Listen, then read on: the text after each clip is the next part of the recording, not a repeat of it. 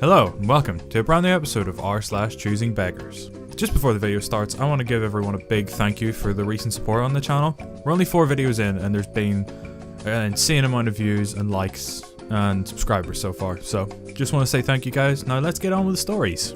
Fire her so that I can have my old job back. A few years ago, I had the pleasure of working with Kim. Kim had an administrative job at our shared place of business, and we worked together for about a year. She wasn't a great employee, mainly due to her attitude and constant stream of missed time for assorted reasons, most of which seemed to be bull. Kim eventually found her dream job, which we discovered after she failed to call or show up for 3 days straight. We parted amicably enough, even allowing her to resign to avoid ending things on a negative note. And that was the end of that. In Kim's absence, Lee had been promoted and quickly proved to be excellent at the job. Consequently, we weren't really all that excited when Kim reappeared about a week after her departure, sobbing and begging for her job back. The dream job hadn't been very dreamy after all, and she was running low on funds. Moved by her pleas on behalf of her children, the manager agreed to bring her back on a trial basis to fill in for the vacancy left after Lee was promoted. It was a step down from her previous position, but it was immediately available. A short, very blunt conversation ensued when she demanded to know why she couldn't just have her old job back. We explained, again, that the position had been filled, and that the entry-level spot we were offering was the only thing available. We pointed out that she'd been a no-call, no-show, and that she'd burned a lot of bridges with the company by the poor way she'd handled her departure. The offer of any position with the company again was a kindness, pure and simple. She then said, well, the only reason I came back was because I figured you'd miss me and want me back. I don't really think I need to take a step down, do you? This resulted in a long silence. I was on the verge of telling her just to forget about it. When she got up to leave, she seemed to sense that she was really pushing her luck and said, I really appreciate the opportunity. Maybe some doors will open for me and I will be able to move back up soon. Whatever, I half expected her to blow it off and just never come back. She came in late the following day and accomplished almost nothing. Instead, she divided her time between hovering over Lee and hiding in the break room with her cell phone. After being asked repeatedly to return to her work, she abruptly left without a word. The next day, she didn't come in at all, and we left a voicemail at the end of the day informing her that her employment had been terminated, and that her final check would be mailed. The following day, she arrived bright and early and demanded a meeting with the manager. Upon being told that she would not get a meeting, and that she was not welcome on the premises, she threw a massive tantrum in full view of the office. She said that it was unfair that we'd taken her job away and given it to Lee, and that she has kids to feed and that we needed to be nicer. We explained that she wasn't entitled to the job, and that she had squandered all of her bargaining power by walking out twice. Furthermore, the job was taken. It was now Lee's purse, along with the immortal line, so just fire her so that I can have it back. It was one of those moments that just sticks with you. We were all kind of shocked at her audacity and single-minded selfishness.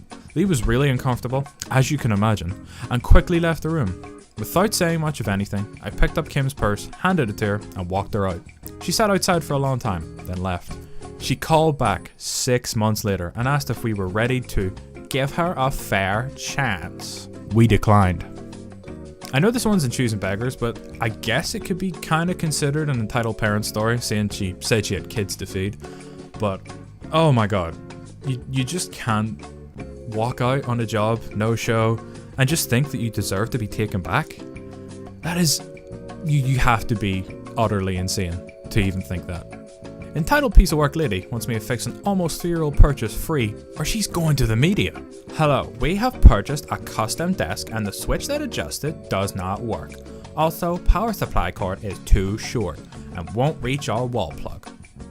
We would like someone to come out and fix it under warranty. ABS. Hi Mavis, I do apologize, this has never happened before. Can you send me the serial number on the front right corner of the desk please, and I'll look it up. Cheers. Yes, hello, it says C equals AMIGA060. Thank you for your reply. Hi Mavis, this was constructed June 2016 and is under a different name. Our warranty is transferable between customers though, but I'm afraid it's 9 months out. I'm assuming you bought it from someone. It was made to their specs, so it might not be perfect for your arrangement. No, that wouldn't do. The gentleman I purchased it from said it was under warranty and I need you to repair it and lengthen the cord. I will be home between 9 a.m. and 4 p.m. tomorrow and 9 a.m. till 11 a.m. on Saturday. ABS. Hi Mavis, there's logistics problems, as I'm assuming you're in Queensland, since it was shipped there originally. Our warranty is for 2 years, which is pretty generous. I don't know what to say other than to contact the gentleman you bought it from, or perhaps get an electrician. Sincerely, Mavis. Yes, I am in Queensland, and I need this fixed or I will be contacting Fair Trading, as you are the manufacturer and this is a faulty product. You should have a longer warranty since this is custom made, and I'm assuming doesn't comply with Australian standards. ABS. Mavis, I think I will leave this conversation right here. You go and contact Fair Trading, and I wish you all the best. I assure you, we comply with the AUS NZ CS 088. Thank you for assuming we're dodgy. Mavis. No, you will not end this by acting holier than thou. You will arrange for somebody to fix this or I will expose you to a current affair and Ray Hadley. Your mom wouldn't want that sort of attention, I'm sure. I'm actually known for being ass-holier than thou, but I give you a quarter for being a lady. I won't take threats from an entitled lopsided hairstyle. Go nuts. Send my regards to Ray. P.S. Since we're judging, I think you don't comply with Australian standards. Eat a lemon. Mavis. And you are a rude, immature shithead. I assure you that you will rue the decision to turn this warranty situation into a war of insults. You will be hearing from my solicitors and more so. Enjoy the feature on A Current Affair. ABS. Sorry for the late reply. I was ruining my decision. Please advise your solicitor to forward any legal correspondence to my solicitor. Up next, we got a very serious Facebook post. My husband and I are looking for someone to play the harmonica while we have sex. No weirdos, please. Hey, it is Facebook after all. I'm sure there are plenty of non-weirdos out there who would love to play the harmonica while you and your husband have sex. This free holiday isn't good enough. Scariest woman I've ever met. So when I was 16, me and 3 friends organised a holiday. First time away from our parents, so we were buzzing. We booked an apartment in Crete, an island off the south coast of Greece. Wasn't too expensive, but for 16-year-olds, it was quite a pricey place. We paid for our flights and the house and were ready to go. Unfortunately, one of our party had some issues back home with family and had to pull out of the trip. Enter Psycho Mother, or PM, and today is Choosing Beggar. Also, SF is Sad Friend. The PM was one of my best friend's mother. I'd only met her a few times at his place. She was very overprotective. My friend and her didn't get on. They would fight constantly and it was kind of awkward, but she clearly cared about him. Her main issue though is lack of self-awareness. When she heard that one of our 4 friends wasn't going, she invited herself. Got the plane ticket changed to her name, which SF paid for, and decided she was coming. Great. Her personality was always quite pleasant in person. She was nice to me and friends of SF, but she always had a weirdly high voice. It also spoke softly. It was a bit unnerving, but back to the story. We arrived in Crete, got a taxi up to the apartment, and made ourselves at home. Keep in mind, the friend who wasn't coming had paid for this, as he cancelled so late he felt guilty, so kept his side paid for. So PM is currently here, free of charge and self-invited. Her first words were, "This place is disgusting." It was just a small, clean apartment, nothing wrong with it at all. They shared a pool with another family, but we'll get to that. Day 1 of 14, and the madness had begun. The 3 of us were chilling in the living room of the apartment, chatting about stuff. Watching some TV, enjoying the warmth, when PM enters. Through the silence, she shouts, Get your feet off the coffee table." Kind of shocked, we all jump. She has a rant about how, "You never do that at home. How disrespectful is it?" This is just one of 100 examples of how this woman acted for most of the holiday, which she wasn't invited on. She came into our bedroom at 6 AM to wake us to get ready for the 7 AM bus down into the local market. She made us all sleep in one room, by the way. When we refused, she broke down and started wailing like a banshee. Later that same day, day 7, we were out chilling by the pool. There was another family in the pool, including 2 girls, about 20 odds. Complete worldies. They were an Italian family, so didn't speak English. PM actually goes up to this family and demands they leave the pool, which they paid for. They of course have no idea what she was yelling about. This was mortifying, so we went inside just to escape it all. This woman had the nerve to complain about everything. What we did, what we brought, what we ate, while not paying a penny and enjoying a free holiday on a Greek island. Clearly not up to her standards. Day 13. PM decides to drink some wine. A lot. It gets to about 10 PM and she comes into our room, knife in hand, asking if we'd like some food. We'd all been out for food and declined as she's clearly off her face. She goes into a tirade saying how disgusting and disrespectful we all are for declining her food. How we bully her and treat her like dirt. All while swinging a kitchen knife around in rage. Not directly at us, but she knew what she was doing. When we left, she blocked up the door. She tried to break it down. Literally, it was like the scene from The Shining. She was about 5'3" and weighed nothing, so it was fine, but at 16, it was traumatizing. Eventually, she gave up and went to bed. In the morning, she acted like nothing had happened. Thankfully, we were going home that day. My parents drove 4 hours to the airport to collect the 3 of us to save us being driven home by this psycho. I never saw her again after that. Extra detail, she got up in the middle of the night a few months later and left SF. He's been living alone since 16, and he hasn't heard from her since then. That was 7 years ago. He's still a great dude. TLDR, psycho mother invites herself on holiday to Greek island, complains about everything, insults other families, then threatens us with a knife. CB's stepsister leaves me with her kids for 3 days instead of 3 hours, gets mad when I refuse to take care of them. This happened a few years ago during the summer when I was working part-time at my parents' house. My stepsister, the CB, had asked me if I could watch her kids for a few hours at her apartment. I jumped at the opportunity to be out of my parents' house and just relax, especially since she said the kids, ages 2 and 3, would already be asleep for the night. Note that I did this without pay because I knew she couldn't afford to pay me. I get there around 9 PM. She waves goodbye and says she'll be back in a few hours. The 3 hours are fine. I'm just chilling in the living room, watching movies and messing around on my phone. My nephews stay asleep. Around 1 AM, I text her asking what her ETA is. She texts me within minutes saying she's running late. Whatever, it's not like I have to get up early. I feel myself dozing off, so I lie down and decide to take a nap. I wake up to the sound of crying and go and check on the nephews. The 2-year-old is awake and being fussy. I glance at the clock at the bedside and I'm shocked when I realize it's 6 in the morning. I check my phone and my mom has called me and texted me, asking if I ended up staying the night. There are no messages from my sister. I immediately call her while playing with my younger nephew. My older nephew is now awake, attempting to climb up my leg. She doesn't answer. Instead, I get a text from her saying she's in Colorado, not in our state.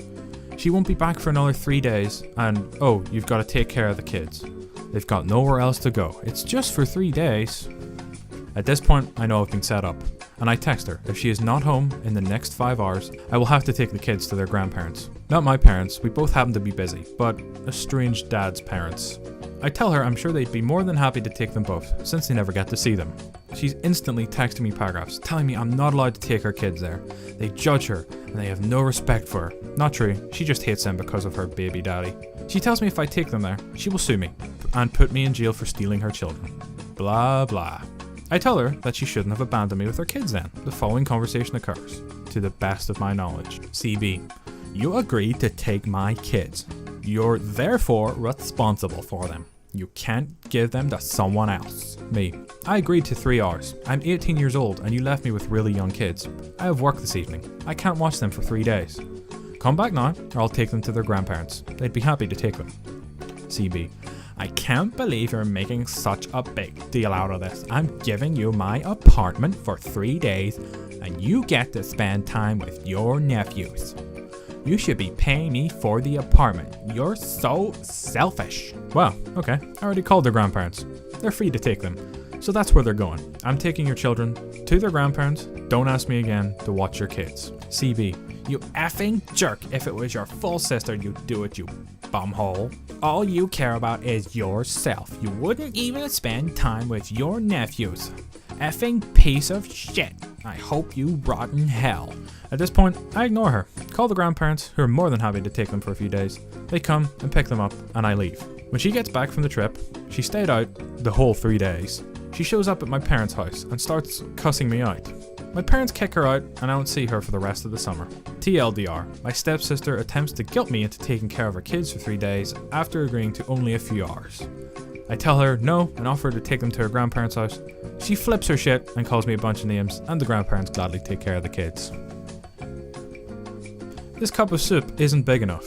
Give me your bowl. First time poster, long time lurker. This literally just happened to me at Jason's Deli. The large woman ordered a cup of soup after I had placed and paid for my bowl of soup. Me, a tall, admittedly fat guy. CB, a short, admittedly fat woman that has no room to comment on anyone else's size. JD, Jason's Deli soup slinger. Me, waiting for my bowl of chicken pot pie soup. CB, standing too close for no reason whatsoever. JD, places cup of soup on tray. It's a cup of cheese broccoli soup. CB starts reaching for her cup of soup. It's so small. JD places bowl of soup on my tray. Bowl of chicken pot pie. Me reaches for the tray, gets one hand on it. CB places hand on opposite side of tray, stopping me from picking it up. Oh, your soup is so much bigger and looks better. Can I have that? Me with a blank stare. No.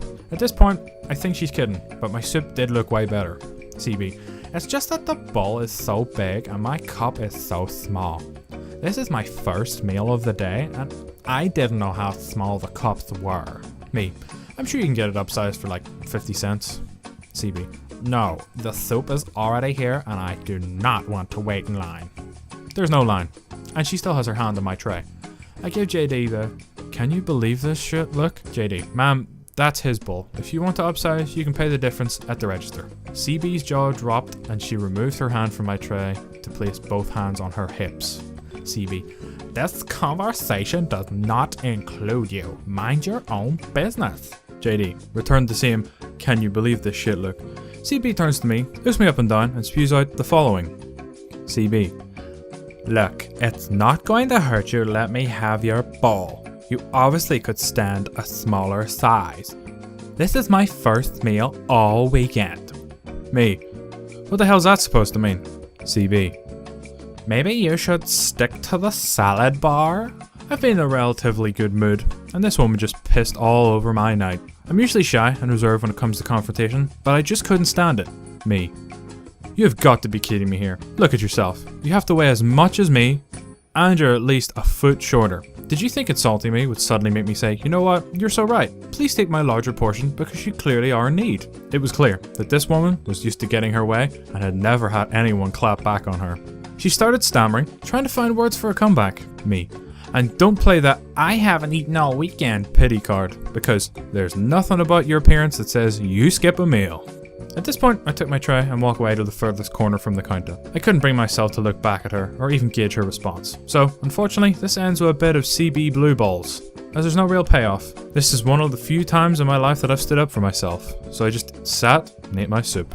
TLDR, fat woman tries to fat shame me over a damn bowl of soup. Cake slices are too small, and I don't like carrot cake anyway. But can I have more? This story isn't so much choosy, but begging and annoying. I baked a cake for a colleague's farewell. I pre-sliced the cake into what I thought were reasonable sizes, and last time I was told the slices were too big, and some people missed out. Cake is left in the break room, free for all. A known person from another department wanders in and asks the usual questions surrounding the cake.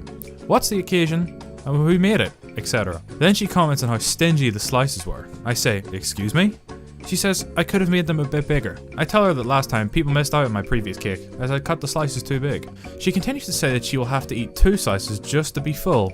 She makes some kind of comment that she doesn't like carrot cake anyway and walks off to whatever hole she came out of. Very shortly after, she returns and asks if there is any cake left as it was so delicious I must have another. I tell her she doesn't even work in my department and the people I actually work with haven't had a slice yet. She says that I can't possibly stand here all day to police how much everyone has had and wouldn't know if she had another slice. Oh, bitch. You underestimate my time-wasting abilities. I put the slices on paper towels and distribute them on people's desks. She's someone I see on the office floor, but I have no idea who she is or what role she does, as we have 4 departments of varying sizes on one floor. How can you eat a type of cake you say you do not like, but then love it, and then you ask for seconds after insulting the person of how you do not like that kind of cake? Greedy. Alright, that's gonna be it for today's video. If you enjoyed, don't forget to leave a like, hit that subscribe button, and also hit the notification bell for all future uploads. See you in the next one. Peace!